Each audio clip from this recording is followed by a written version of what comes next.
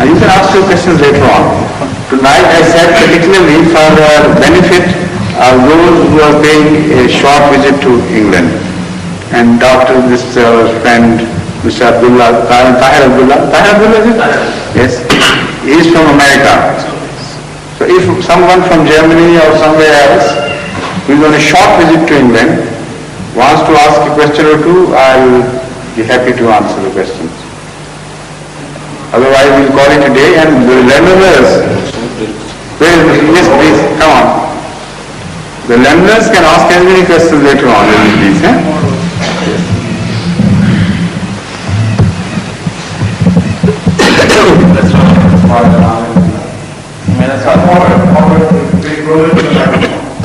मेरा सवाल कुछ लंबा है।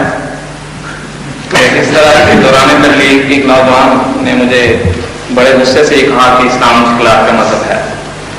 मैंने अपनी इस्लाह के मुताबिक उसको जवाब दिया। उसने कहा कि तमाम इस्लामी ममालिक एक दूसरे से दस्तो गिरफ्तार हैं। जिस इस्लामी कलीम का तुम जिक्र करते हो उसकी अमली सूरत कहाँ है? हम तो मुसलमानों को हर जगह मुश्किलात का शिकार करते हैं। ऐसे लोगों को कैसे मुतमिन किया जा सकता है? How do you reply? Your hand. What was the argument which came to your mind as helping to convince him? I told him that Islam means peace and it is a message of peace, and we are here to tell to the people that we are here to give a message of peace to the people. He was not satisfied. The answer to this question requires a much larger treatment check.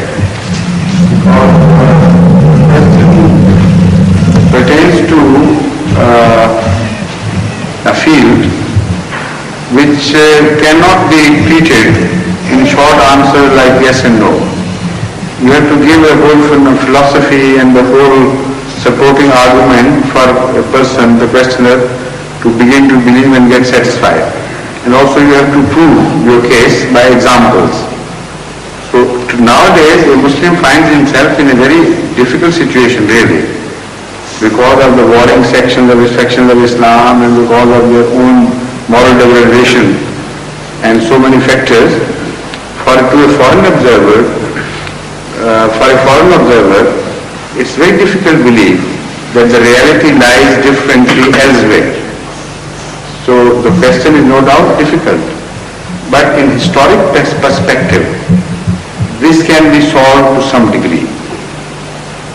The fact is, not only historic perspective, but in a different perspective of relationship between belief and act upon that belief. This is very important, which will help us to solve this problem presented by this gentleman. If a people have a good teaching, while they act upon that teaching, they rise to great heights.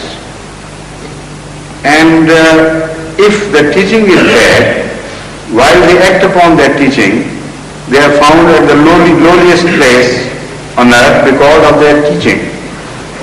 When they leave their teaching, the result is exactly the opposite in both cases.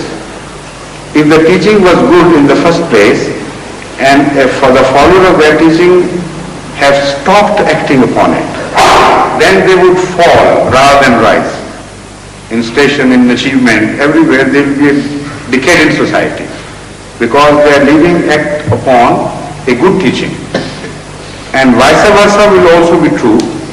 If the teaching was bad teaching originally, the moment they begin to show their backs to that teaching and turn away from it, they will begin to rise and ascend.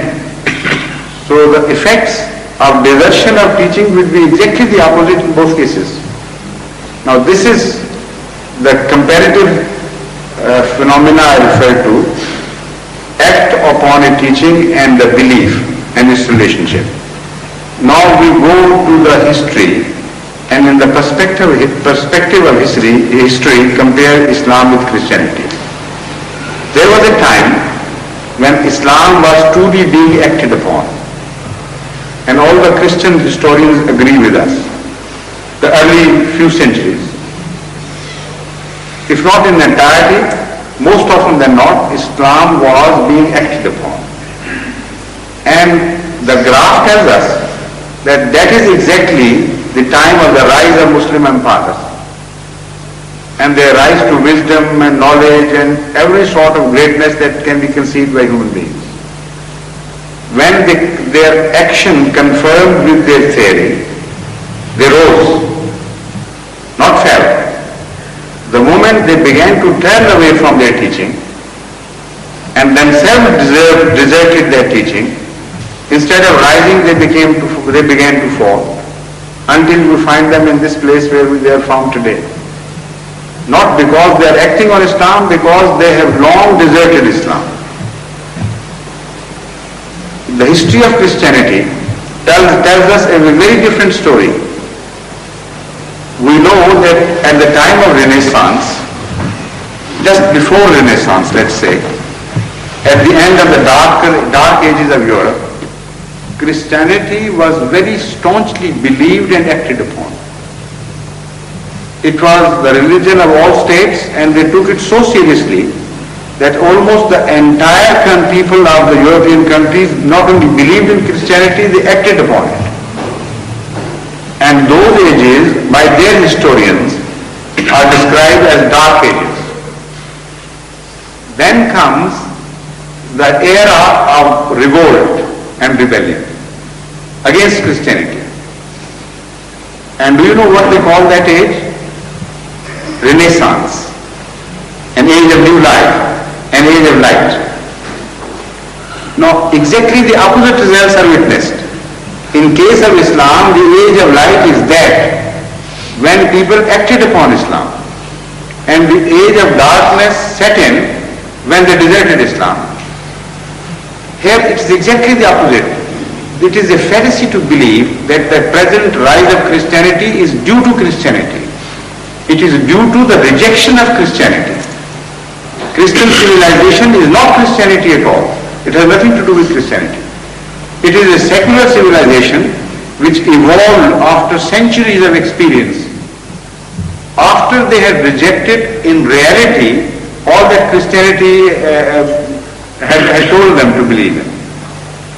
They had revolted against it.